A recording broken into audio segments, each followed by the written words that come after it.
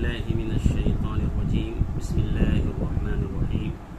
يا أيها الذين آمنوا اتقوا الله حق تقاته ولا تموتن إلا وأنتم مسلمون. وقال تعالى: يا أيها الناس اتقوا ربكم الذي خلقكم من نفس واحدة وخلق منها زوجها وبث منهما رجالا كثيرا ونساء واتقوا الله الذي تساءلون به والأرحام إن الله كان عليكم رقيبا. وقال تعالى: يا أيها الذين آمنوا اتقوا الله وقولوا قولا سديدا يصلح لكم أعمالكم ويغفر لكم ومن يطع الله ورسوله فقد فاز فوزا عظيما. وقال الله تعالى في موضع آخر: أعوذ بالله من الشيطان الرجيم. ولكل وجهة هو موليها فاستبقوا الخيرات يأتي بكم الله جميعا. وفي آية أخرى: أينما تكونوا يأتي بكم الله جميعا إن الله على كل شيء قدير. محترم حاضرین، اللہ تعالیٰ کی تعریف، توصیف، کبریائی اور بڑائی. اس نے ہمیں مذہب اسلام کے اندر پیدا کیا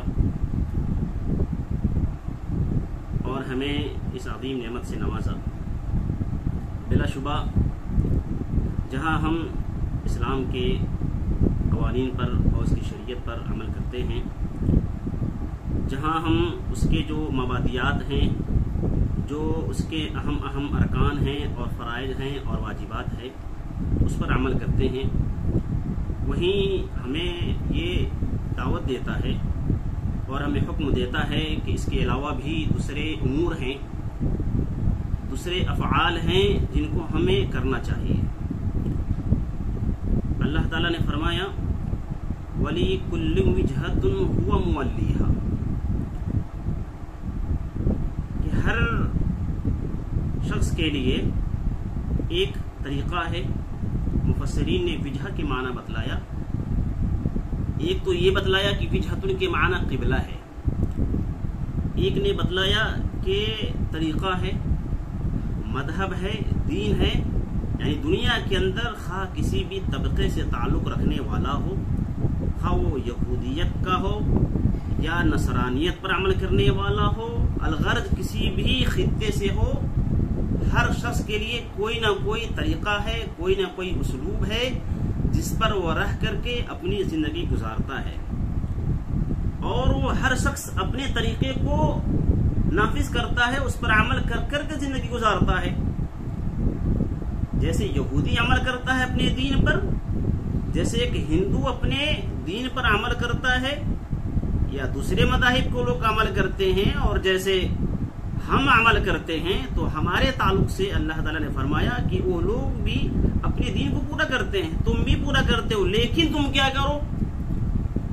فرق اللہ تعالیٰ نے بتلایا کہ فاستبقوا الخیرات، کہ تم خیر کے کاموں میں تسابق کرو، تم نیکی کے کاموں میں بڑھ چڑھ کر کے حصہ کرو، حصہ لو. دوسری جگہ فرمایا: وسارعوا الی مغفرۃ من ربکم. سارعوا کہتے ہیں دوڑ جانے کو، کوشش کرنے کو، کہ تم اپنے رب کی مغفرت کی طرف دوڑ پڑو. اور فرمایا: وسابقوا الی مغفرۃ من ربکم. مسابقہ کرو، تسابق کرو، ایک دوسرے سے آگے بڑھنے کی کوشش کرو اپنے رب کی مغفرت کے لیے، اپنے رب سے بخشش طلب کرنے کے لیے. مفسرین نے بتلایا یہاں مغفرت سے مراد مغفرت بھی ہے، اور اس کے علاوہ جو اعمال صالحہ ہے وہ بھی مراد ہے، کہ تم ان اعمال صالحہ کے اندر بھی تسابق کرو. تو وَلِكُلِّ وِجْهَةٌ هُوَ مُوَلِّيهَا فَاسْتَبِقُوا الْخَيْرَاتِ أَيْنَمَا تَكُونُوا يَأْتِ بِكُمُ اللَّهُ جَمِيعًا. آپ جہاں بھی رہیں گے، تم سب کو اللہ تعالیٰ کہہ رہا ہے کہ تم سب کہیں بھی رہو، جہاں بھی رہو، اللہ تعالیٰ تم سب کو ایک جگہ اکٹھا کرنے والا ہے، تم سب کو ایک ساتھ لائے گا. اللہ تعالیٰ کوئی بھی ہو، مسلم ہو غیر مسلم ہو، سب کو اللہ تعالیٰ ایک ساتھ ضرور لائے گا، یعنی قیامت کے دن ضرور اکٹھا کرے گا. ان اللہ علی کل شیء قدیر. بے شک اللہ تعالیٰ ہر چیز پر قادر ہے۔ مذکور آیت سے ہم کو کیا سبق ملتا ہے کہ ہم مومنوں کو، ہم مسلمانوں کو زیادہ سے زیادہ نیکی کے کاموں میں سبقت کرنا چاہیے، نیکی کے کاموں میں بڑھ چڑھ کر کے حصہ لینا چاہیے۔ کیا نیکی کے کام صرف نماز پڑھنا ہے، روزہ رکھنا ہے، حج کرنا ہے، زکوٰۃ دینا ہے؟ کیا یہی نیکی کے کام ہے؟ علماء نے بہت سارے انواع بیان کیے ہیں کہ نیکی کے کام اس کے علاوہ بھی ہے، جس کو قرآن مجید کے اندر اور حدیث نبویہ کے اندر بھی تفصیل سے بیان کیا گیا ہے۔ جو اس کے علاوہ اعمال ہیں، مثال کے طور پہ سب سے پہلا جو عمل آتا ہے نیکی کے کاموں میں سے وہ ہے عیادت المریض، مریض کی عیادت کرنا۔ جب کوئی بیمار ہو جائے تو اس کی باز پرس کرنا، اس کے پاس جا کر کے عیادت کرنا، اس کی خبر گیری کرنا عیادت المریض ہے۔ اللہ کے رسول نے فرمایا کہ حق المسلم علی المسلم خمس، اس کے اندر یہ بھی ہے عیادت المریض، جہاں پر ہے رد السلام، کہ سلام کا جواب دینا ہے، مسلمانوں پر حق ہے۔ اور اسی طریقے سے اگر وہ مومن بندہ، مومن بھائی اگر وہ انتقال کر جاتا ہے تو اس کے جنازے کے لیے بھی جانا ہے۔ اور اگر ٹھیک آئے، یہاں تک کہ چھوٹی سی چیز، دیکھیے معمولی سی چیز ہے جس کو اللہ کے رسول صلی اللہ علیہ وسلم نے ایک مومن کو دوسرے مومن کے لیے ضروری قرار دیا اور بتلایا کہ یہ اس کا حق ہے۔ اگر کوئی چھینک دے، کسی کو چھینک آ جائے تو اس پر کیا کرنا ہے کہ اس کا جواب بھی دینا ہے۔ تشمیت العاطس کہتے ہیں، چھینک کو دے تو اس کا جواب دینا ہے۔ کوئی کہتا ہے الحمدللہ تو یرحمک اللہ کہنا ہے۔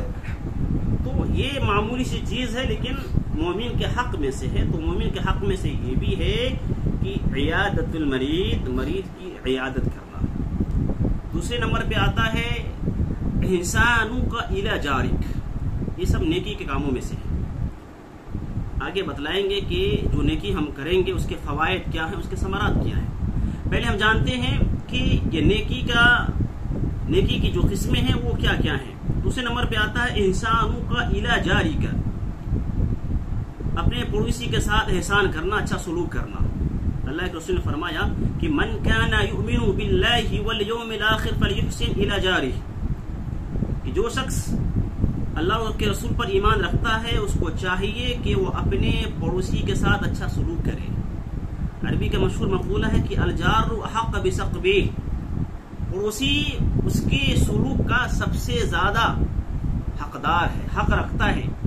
گویا کہ معلوم ہوا کہ ہمارے آس پاس جو رہتے ہیں، جو ہمارے گھر کے آس پاس رہتے ہیں یا جو ہمارے ملنے جلنے والے ہیں وہ سب پڑوسی میں آتے ہیں۔ ان کے ساتھ ہمارا برتاؤ کیا ہونا چاہیے، ان کے ساتھ ہمارا سلوک کیا ہونا چاہیے، ان کے ساتھ اچھا سلوک اور اچھا برتاؤ ہونا چاہیے۔ فلیحسن الی جاری کا مطلب یہ ہے کہ اس کے ساتھ اچھا سلوک کرو۔ اسی طریقے سے اغاثۃ الملہوف، تیسرے نمبر پہ جو آتا ہے اغاثۃ الملہوف والمطلوب، اللہ کے رسول نے بیان فرمایا کہ اغیث الملہوف، ملہوف کہتے ہیں عربی زبان میں مظلوم کو کہتے ہیں، یا وہ شخص جو کسی بھی پریشانی میں مبتلا ہو، کسی بھی قسم کی پریشانی میں مبتلا ہو سکتا ہے، قرض میں مبتلا ہو سکتا ہے، یا دنیا کی کوئی بھی چھوٹی سے چھوٹی پریشانی کیوں نہ ہو، اس پریشانی میں مبتلا اگر ہے تو وہ ملہوف کے زمرے میں آئے گا۔ تو اللہ کے رسول نے فرمایا کہ اغیث الملہوف، کہ تم ملہوف کی، مظلوم کی، پریشان حال لوگوں کی تم مدد کرو، جتنا ہو سکے تم سے تم مدد کرو ان کی۔ اسی طریقے سے چوتھے نمبر پہ فرمایا کہ تربیت الابناء، بیٹوں کی تربیت بھی نیک اعمال میں سے ہے۔ اللہ کے رسول نے فرمایا تھا مروا اولادکم بخمس، مروا اولادکم بالصلاۃ، کہ تم اپنے اولاد کو، اپنے بچوں کو تم نماز کا حکم دو۔ مشہور حدیث ہے اور مشہور بات ہے کہ جب آپ کا لڑکا، آپ کے بیٹے 7 سال کو پہنچ جائے تو اسے نصیحت کرو، اسے ترغیب دلاؤ نماز پڑھنے کے لیے۔ جب 10 سال کا ہو جائے تو اسے مارو، جب ضرورت پڑ جائے، اگر نماز نہیں پڑھ رہا ہے، نماز کے لیے نہیں جا رہا ہے تو تم اسے مارو تاکہ وہ نماز پڑھے۔ تربیت الابناء چوتھی چیز ہو گئی۔ پانچویں چیز کی اعمار المساجد والمراکز الدعویہ، محدثین نے اسم بیان کیا ہے کہ اعمار المساجد والمراکز الدعویہ، یہ کیا ہے؟ مساجد کی تعمیر کرنا، جو دعوت کے جو مراکز ہیں، دعوت کے جو شعبے ہیں، دعوت کے جو دعوت کی جو تنظیمیں ہیں وہ جو ان کا جو قیام ہوتا ہے، ان کی بنیاد ڈالنا، ان کی ہر ممکن طریقے سے مدد کرنا، یہ بھی نیک کاموں میں سے ہے۔ اب ہم اس کی مدد کیسے کر سکتے ہیں؟ کوئی شخص ایسا ہوتا ہے جس کو اللہ تعالیٰ دیا رہتا ہے، بہت کچھ دیا رہتا ہے، نعمت سے نوازا رہتا ہے، تو اپنے دم پر اور خود اکیلے وہ کسی مسجد کو قائم کرتا ہے، کسی مسجد کو بنواتا ہے، کسی مسجد کی بنیاد ڈالتا ہے، یا دعوی جو مرکز ہیں اس کی بنیاد ڈالتا ہے، اس کو قائم کرتا ہے، اس کو جاری و ساری کرتا ہے تاکہ اسلام کی تعلیم پوری دنیا کے اندر پھیل سکے۔ ایسی بات نہیں ہے کہ مسجد کے اندر دعوت کا کام نہیں ہوتا ہے، مسجد کے اندر بھی دعوت کا کام ہوتا ہے، لیکن اور دعوت کے کام کو وسیع کرنے کے لیے الگ طریقے سے مراکز بھی قائم کیے جاتے ہیں۔ تو مراکز کا تعاون کرنا اور مراکز کے کام میں، اس کے نشاط میں اور اس کے حرکت میں بڑھ چڑھ کر کے حصہ لینا گویا کہ یہ بھی نیکی کے کاموں میں سے ہے۔ اللہ تعالیٰ نے فرمایا تھا کہ من بنا مسجدا بنى الله له بيتا في الجنة، کہ جو شخص، حدیث واضح ہے اور مشہور ہے کہ جو بھی مسجد کے لیے کوئی اگر تعاون کرتا ہے، مدد کرتا ہے، مسجد بناتا ہے، تو اللہ تعالیٰ اس کے لیے درجے کو بلند کرتا ہے، اللہ تعالیٰ آخرت میں اس کے لیے گھر بناتا ہے۔ یہ چیز اگر من الشمس ہے، سب کو معلوم ہے۔ اسی طریقے سے مراکز دعوی جو ہیں آج کی بہت ضرورت ہے، جس طریقے سے فتنے ہیں، جس طریقے سے فتنے آج کے زمانے میں بہت زیادہ ہے، اور اللہ کے رسول صلی اللہ علیہ وسلم نے اشارہ کیا تھا کہ بادروا بالاعمال الصالحہ، بادروا بالاعمال الصالحہ فستكون فتن كقطع الليل المظلوم يصبح المؤمن ويمسي كافرا ويصبح كافرا ويمسي مؤمنا، کہ اللہ کے رسول نے فرمایا تھا کہ نیکیوں کے کاموں میں تم مبادرت کرنا، تسابق کرنا۔ کئی ایسا دن بھی آئے گا کہ تشبیہ دیا اللہ کے رسول صلی اللہ علیہ وسلم نے کہ فتنے کے زمانے میں تم رہو گے، ایسا وقت آئے گا کہ جس وقت میں فتنے ہی فتنے ہوں گے۔ اور مثال دیا کہ قطع اللیل المظلوم، اندھیرے رات کی مثال دیا کہ اندھیرے رات کا ایک ٹکڑا جو ہوتا ہے، اندھیری رات کا جو حصہ ہوتا ہے، اور اندھیری رات میں انسان جز نہیں کر پاتا ہے اور انسان فیصلہ نہیں کر پاتا ہے کہ ہم کہاں جائیں، کس جہت میں جائیں اور کس طرف جائیں۔ ایسا حال ہونے والا ہے اور ایسا وقت آنے والا ہے، تمہارے سامنے ایسا وقت آئے گا، تم مومن تو ہو گئے لیکن صبح تم مومن ہو کر کے کرو گے، اور شام کو جب تم لوٹو گے تو کافر ہو کر کے لوٹو گے، یا اگر تم شام میں اگر مومن ہو تو صبح میں کافر ہو کر کے لوٹو گے۔ ایسا وقت آنے والا ہے، تو ایسے وقت میں تمہیں کیا کرنا ہے کہ نیک اعمال میں تمہیں مبادرت کرنا ہے، آگے بڑھ چڑھ کے حصہ لینا ہے۔ آج ضرورت کیوں پڑی ہے دعوتی مراکز کو قائم کرنے کی؟ فتنے، کبھی تحفظ ختم نبوت کا مرکز قائم کیا جاتا ہے، کوئی دعویٰ کرتا ہے کہ میں نبی ہوں، میں رسول ہوں، آئے دنوں میں فتنے آتے رہتے ہیں، اس کے سدباب کے لیے، اس کو ختم کرنے کے لیے جگہ جگہ مراکز آج بھی قائم کیے گئے ہیں، پہلے بھی قائم کیے گئے تھے اور آگے بھی قائم کیے جائیں گے۔ اور بھی اس کے علاوہ بہت سارے فتنے رونما ہوئے، کوئی کہتا ہے کہ میں بہت بڑا ولی ہوں، فلاں ہوں، اور دعویٰ کرتا ہے۔ اس چیز کو ختم کرنے کے لیے یہی سب تنظیمیں ہوتی ہیں جو آگے آ کر کے بڑھ چڑھ کے حصہ لیتی ہیں اور لوگوں کو تیار کرتی ہیں۔ ان تنظیموں کے اور ان مراکز کے فوائد بہت زیادہ ہیں، اور یہی تنظیم ہیں اور یہی مراکز ہیں کہ جن کے ذریعے غریبوں، افلاس اور مسکینوں کی مدد بھی کی جاتی ہے۔ اور اسی کے اندر جو قسمیں ہیں، 4 قسمیں 5 قسمیں ہیں، 6ٹھی قسم یہ بھی ہے اعطاؤک للفقراء والمساکین، نیکی کے جو کام ہیں فقراء کو اور مساکین کو عطیہ کرنا، عطا کرنا، دینا، صدقہ کرنا، یہ بھی نیکی کے کاموں میں سے ہیں۔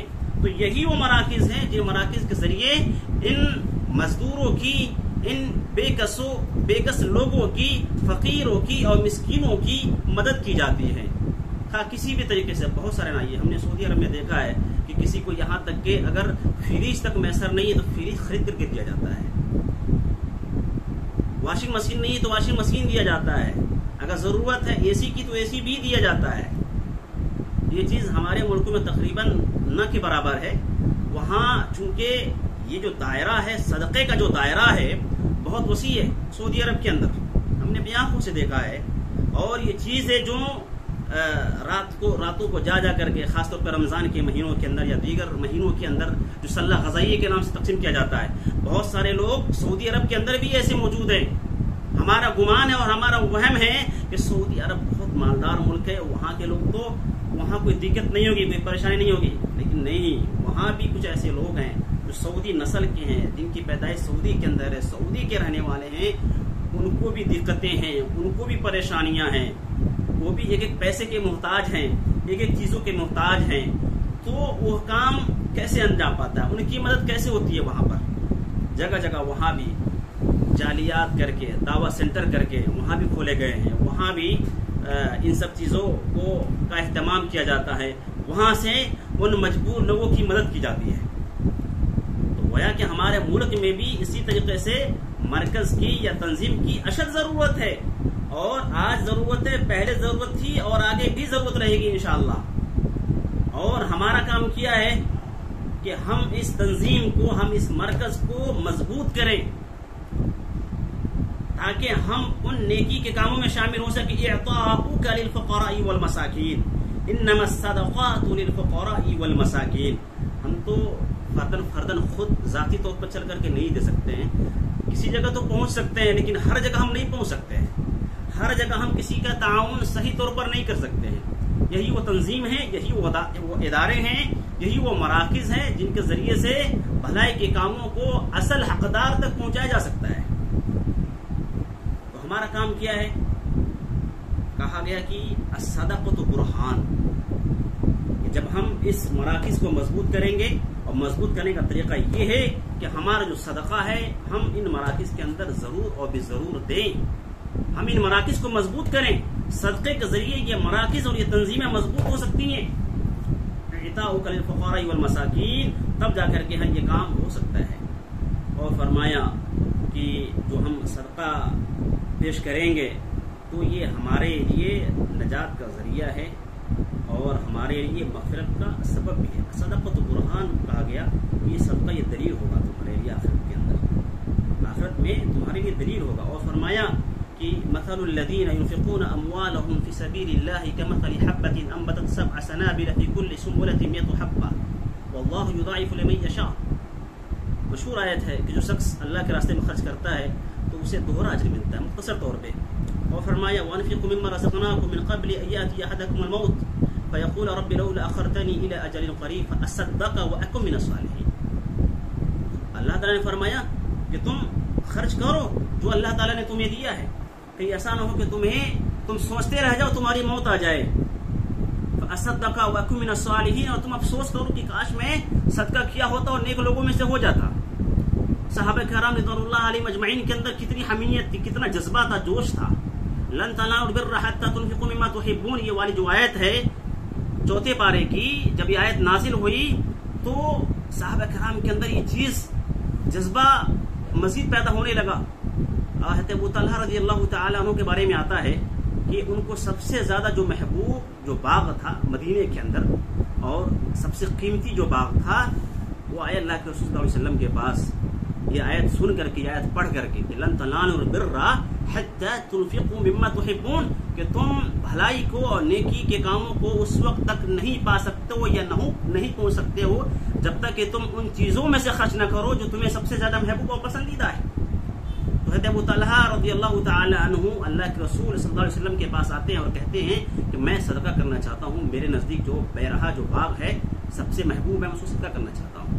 تو اللہ کے رسول صلی اللہ علیہ وسلم نے اس کی ستائش کی اور تعریف بیان کی اور انہوں نے صدقہ کر دیا اس چیز کو. اور بھی بہت ساری مثالیں ہیں. مثال کے طور پہ حضرت عمر بن خطاب رضی اللہ تعالی عنہ جب اللہ کے رسول صلی اللہ علیہ وسلم غزوہ تبوک کے موقع پر لشکر کی تیاری کر رہے تھے، اور تبوک جو شہر ہے اور جہاں پہ لڑائی ہوئی تھی وہ مدینے سے تقریباً کافی دور ہے، اور وہاں تک جانا اور وہاں کی تیاری کرنا بہت مشکل ہے. اور وہاں تک جانے کے لیے فوج کو تیار کرنا، لشکر کو تیار کرنا، یہ زیادہ ضرورت ہے کہ اس کے لیے زیادہ تیاری کی جائے، مال اکٹھے کیے جائیں. تو تو اللہ کے رسول صلی اللہ علیہ وسلم نے تمام صحابہ کرام کو اکٹھا کیا اور مشورہ کیا اور فرمایا کہ ایسی سی بات ہے، کون کون اللہ کے راستے میں صدقہ کرنا چاہتا ہے؟ سب سے پہلے حضرت عمر بن خطاب رضی اللہ تعالیٰ عنہ جاتے ہیں اور سوچتے ہیں آج میں حضرت ابوبکر صدیق رضی اللہ تعالیٰ عنہ سے سبقت کر لے جاؤں گا، چونکہ مشہور تھا حضرت ابوبکر صدیق رضی اللہ تعالیٰ عنہ ہر معاملے میں اور ہر میدان میں سب سے زیادہ سبقت کرنے والے ہوتے تھے، نیکی کے کاموں میں سب سے زیادہ کا سبقت کرنے والے ہوتے تھے حضرت ابوبکر صدیق رضی اللہ تعالیٰ عنہ۔ دیکھیے جذبہ دیکھیے، اور یہ حسد نہیں ہے، دین کے کاموں میں نیکی کے کاموں میں اگر کوئی بڑھ چڑھ کر کے حصہ لے رہا ہے، کوئی 10 روپے خرچہ کر رہا ہے اور کوئی 20 روپے خرچہ کر رہا ہے، تو یہ بس اس کے دل کے اندر نیت اس کی صاف ہونی چاہیے، یہ تو نہ حسد کے زمرے میں آئے گا اور نہ دکھاوے کے زمرے میں آئے گا، اس کی نیت اگر خالص ہے۔ تو حضرت عمر بن خطاب رضی اللہ تعالی عنہ گئے گھر کے اندر اور اپنے گھر کا آدھا مال، جتنا مال تھا آدھا مال لے کر کے اللہ کے رسول صلی اللہ علیہ وسلم کی خدمت میں حاضر ہوتے ہیں اور یہ سوچتے ہیں دل میں آج میں تو بکر صدیق رضی اللہ تعالیٰ عنہ سے سبقت کر لے جاؤں گا، ان سے میں زیادہ آج مال اللہ کے راستے میں خرچ کر رہا ہوں۔ آئے لے کر کے حضرت بکر صدیق رضی اللہ تعالیٰ عنہ بھی لے کر کے آئے۔ اللہ کے رسول نے پوچھا حضرت عمر بن خطاب سے تم کیا لے کر کے آئے ہو؟ تو انہوں نے کہا کہ میں اپنے گھر کا آدھا مال لے کر کے آیا ہوں۔ ابو بکر سے پوچھا تو آپ نے فرمایا، انہوں نے فرمایا کہ میں میرے گھر کے اندر جتنا سامان تھا سب کچھ اٹھا کر کے لایا ہوں، جتنا مال تھا جو بھی ہو سکتا تھا سب کچھ اٹھا کر کے لایا ہوں۔ عمر بن خطاب کہتے ہیں کہ میں ابوبکر سے جیت نہیں سکوں گا، میں ابوبکر صدیق رضی اللہ تعالیٰ عنہ سے اس میدان میں اس کام میں آگے نہیں بڑھ پاؤں گا، وہ ہمیشہ مجھ سے سبقت کرنے والے ہی ہوں گے۔ تو یہ جذبہ تھا اور یہ شوق تھا صحابہ کرام رضوان اللہ علیہم اجمعین کا، اور یہ عام صحابہ نہیں تھے، یہ خلفائے راشدین میں سے ہیں، اول اور دوم خلیفہ ہیں جن کا یہ جذبہ اور شوق تھا نیکی کے کاموں میں بڑھ چڑھ کر کے حصہ لینے کا۔ اب نمبر آتا ہے کہ آخر یہ جو ہم خواہ کسی کی بھی لیے ہو، مراکز کے لیے، ہم تعویذ سینٹر کے لیے یا مساجد کے لیے یا عام چیزوں کے لیے ہم نیکی کا کام کریں تو ہمیں فائدہ کیا ہوگا؟ کوئی چیز ہم کرتے ہیں، محنت کرتے ہیں تو اس کا ثمرہ تو ہونا چاہیے، اس کا نتیجہ نکلنا چاہیے، یہ بے نتیجہ نہیں ہے جو ہم نیکی کا کام کرتے ہیں۔ سب سے پہلے جو ہمیں فائدہ ملے گا، جو ہم یہ نیکی کا کام کریں گے خود ہم کریں گے، دوسروں کو بھی ترغیب دلائیں گے کہ ان کاموں میں بڑھ چڑھ کر کے حصہ لو۔ سب سے بڑا فائدہ کیا ہوگا کہ ہمارے اعمال کی اصلاح ہوگی، ہمارے ایمان اور یقین کے اندر مضبوطی آئے گی، سب سے بڑا فائدہ یہ ہوگا۔ دوسرا فائدہ کیا ہوگا؟ حب اللہ تعالی للعبد، اللہ تعالی کی محبت ہوگی بندے کے لیے، دوسرا فائدہ۔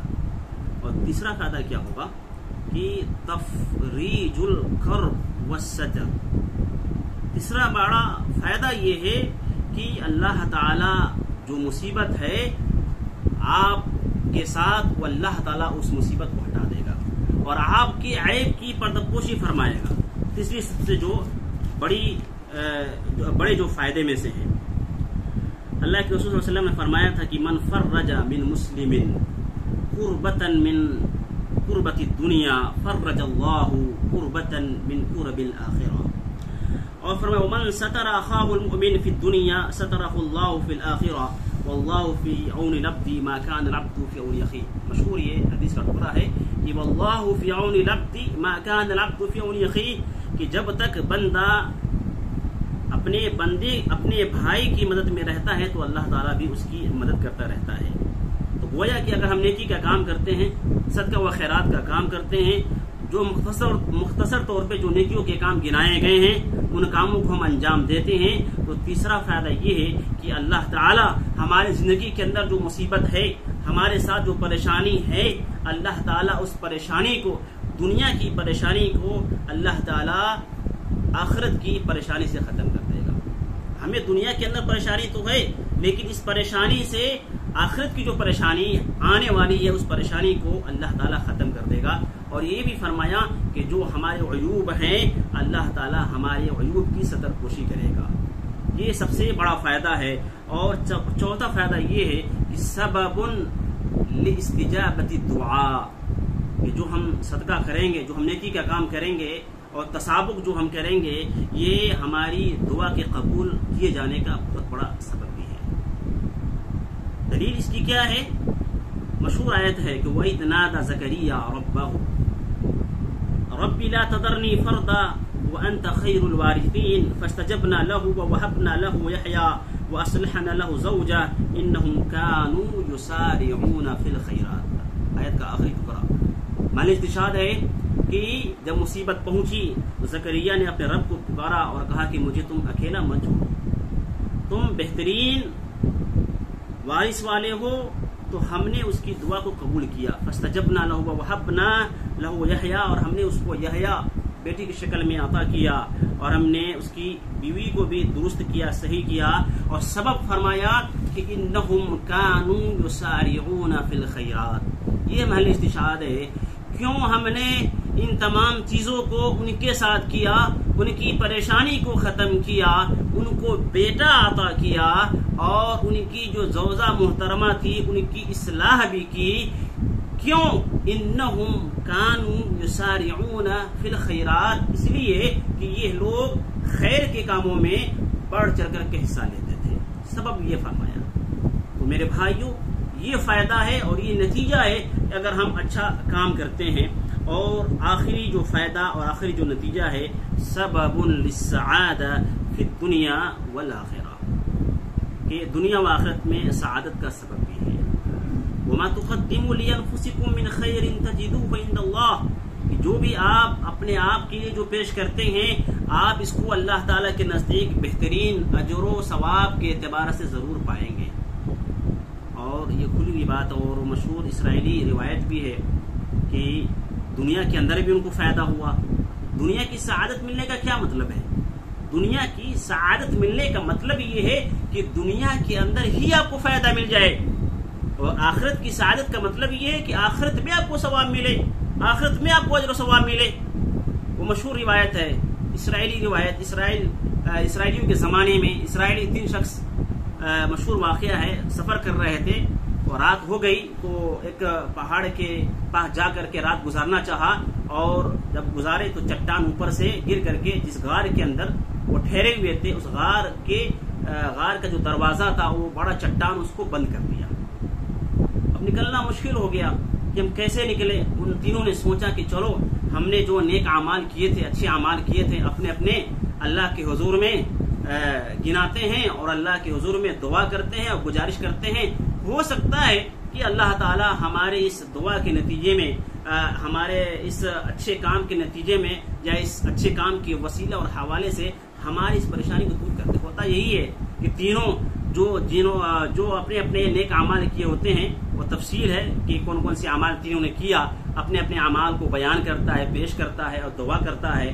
پہلا اپنی دعا کرتا ہے، اپنے اعمال کو گناتا ہے تو اللہ تعالیٰ اس کو چٹان کو تھوڑا سا ہٹا دیتا ہے. دوسرا شخص بھی ایسی ہی دعا کرتا ہے تو تھوڑا اور ہٹا دیتا ہے. تیسرا شخص بھی دعا کرتا ہے تو مکمل اس چٹان کو اس جگہ سے ہٹا دیتا ہے. تو گویا کہ پتہ یہ چلا کہ اگر کوئی آپ دنیا کے اندر نیک اعمال کر رہے ہوتے ہیں یا نیک اعمال کیے ہوئے ہیں تو اللہ تعالیٰ آپ کے اس نیک اعمال کی وجہ سے آپ کی مصیبت کو ختم کرے گا.